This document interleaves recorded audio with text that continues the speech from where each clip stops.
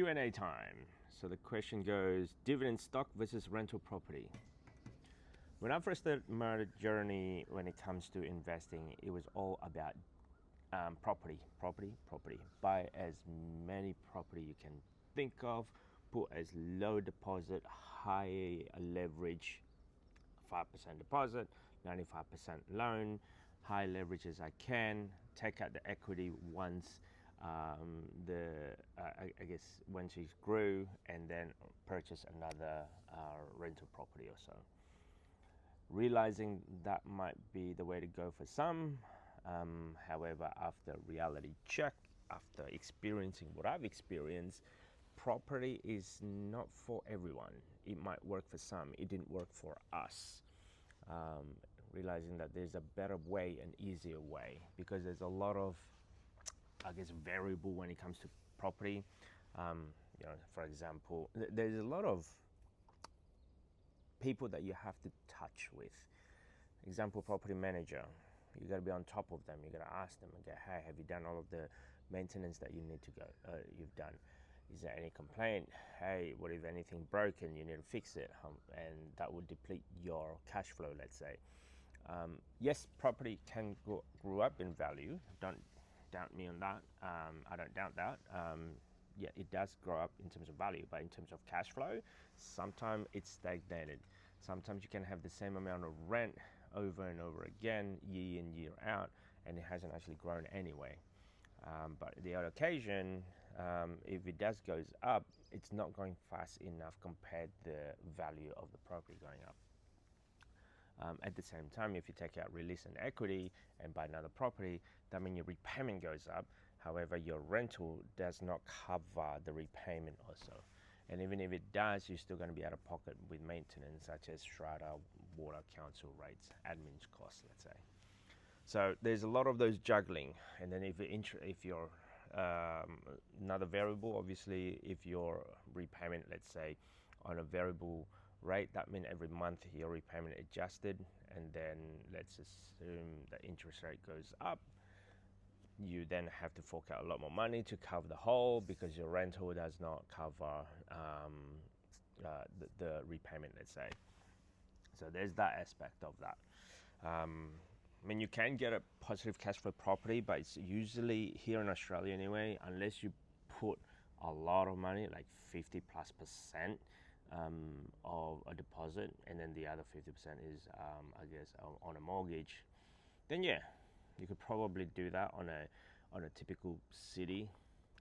But in order to get a good positive cash flow property, most of the time that I know of, you have to go somewhere regional, which is far away from your current residential area, which it's going to be hard for you to manage, maintain, or even visit, because every time you go visit there, it's going to cost you quite a bit. So in property, it could be good in that aspect, but expect a lot more from our experience anyway in terms of capital growth instead of the cash flow on the property. Now, dividends, on the other hand, it's similar style, what I've really learned from property with ETFs. With the ETFs, I can see what is the net value currently, whereas in a property, you only be able to see the current value subject to who's selling around your area and how much is actually being sold for in the past 30, 60 days or so. And that data, it might be a little bit old. By the time you're thinking of selling, it might be 3, 6, 9 months old. So that's how I see in terms of value of property. I'll give you an example. When we bought this house, it's like, okay, then we're going to make offer this amount, but that's because that's our budget, and around the area it's like, okay, down the road for a 2-bedder is this amount, a 3-bedder this amount, 4-bedder is this amount. So there's all that data that you have to sort of guessing, and then you're also guessing if the owner are willing to release it for that amount, and if they don't want to, then they don't have to. In that aspect, if a few doors down the road, they've been trying to sell for about 2 or 3 years. At least 2 years since we actually moved here. They wanted a certain price figure, And if an offer coming in below that price figure, even though the market hasn't actually gone up or the market has gone down, he will not release it until he received that figure. So each to their own, each a little bit unique to their own, I guess. So in that property, there's a lot more emotional attachment to it. I guess that's how I see with property. Whereas on an ETF, on the other hand, is just here's a code, here's a number. This is what the value today. If you want to liquidate, you either liquidate or you hold it and do whatever it needs to do. That's end of story. So the simplicity of it is like, wow. I mean, last night alone, we actually got paid dividends. And when we paid with dividends, we've got a few different options here. Hey, liquidate that dividends and pay, liquidate it, spend it, transfer to your account, and then spend it. Or you got the options of let's go reinvest it. And if you want to reinvest it, you want to do that automatically, or do you want to liquidate the dividends and then spread them according to whatever it is that you want with your dividends. So that's what I kind of like having an ETF. All you need is a connection to an internet, smartphone, or if not, a computer. And you don't have to talk to anyone. We had to transfer our dividends because we're a bit short paying our bills. And so we're using that dividends as paying off our bill. And yeah, I just liquidate that yesterday. Maybe in about a few days time or so, we will receive the fund in our bank account, and we're going to pay our bill using our dividends.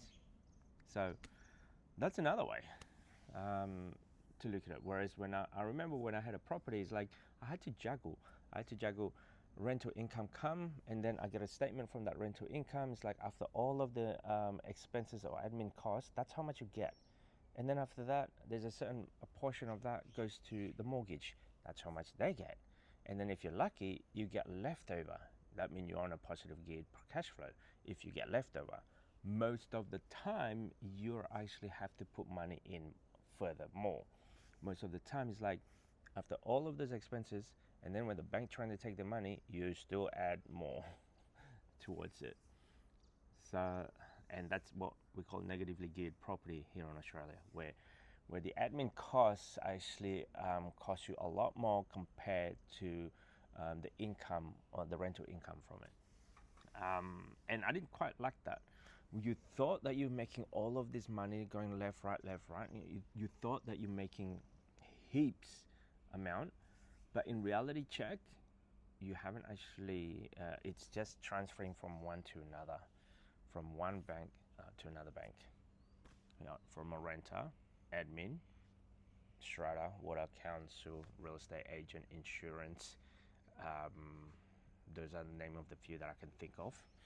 And then mortgage repayment, mortgage lenders, mortgage insurance repayment on top of that mortgage. Then if you like it, you get leftover. And then if you're short, you have to then top it up to make it bigger. So that way it's enough to running costs. You don't want to be on a minus when it comes to mortgage. So yeah, I feel like there's a lot more risk in terms of property compared to ETF, because in ETF you actually diversified also into massive amount of different funds. You're not just holding by one property. For example, let's say you needed $100,000 to buy a property, to buy one dwelling, whether it's a rental or if not a principal place of home. You need that deposit. Okay, so, and it's only just for that one asset class, let's say. Whereas in property, on ETF, on the other hand, you can split that into like 16,000 different companies, let's say, or hundreds of different companies. The risk involved with that is a lot more slimmer compared to having just one dwelling. So that's what I like about in terms of the property side, ETF side compared to property. In the property, you've only got one income, which is your tenant. Let's say based on $100,000 property, you buy it. You've only got one asset class, which is that one dwelling, one house, one unit, whichever that it would be. you've only got one income, which is your tenant, one tenant the one that is actually giving you a cash flow. Whereas in ETF, same dollar figure, $100,000, you put it as a certain amount of code, let's say, in some sort of index fund that would generate, that would be sliced, at least that I know of anyway, about 300 different companies here in Australia, or it can go about 16,000 or 1,500, ridiculous amount of companies that you can slice that into. And all of them can generate you either capital growth or cash flow, depending on the strategy that you're trying to do. So yeah, for that reason, I choose, I guess, investing on the stock market using ETF is the vehicle, exchange traded fund. Rather have that, less headache. One click of a finger, you can liquidate. One click of a finger, you can actually see what is your currently net worth. Has it gone up? Has it gone down? And it works in Australia anyway. It's like 5.5 days if you choose the correct code. So Monday to Saturday morning, let's say, that's when the market closes. If you choose the correct ETF, it can work around the globe, let's say, for about 5.5 days of the week. Anything except obviously on a public holiday and a national holiday, let's say, except for those days, then it will go around the world. So that's just my interpretation, let's say. If you're looking at to choose which asset class, you either want to go with rental property or investing on dividends or ETFs. Hopefully this video helped you in any way possible.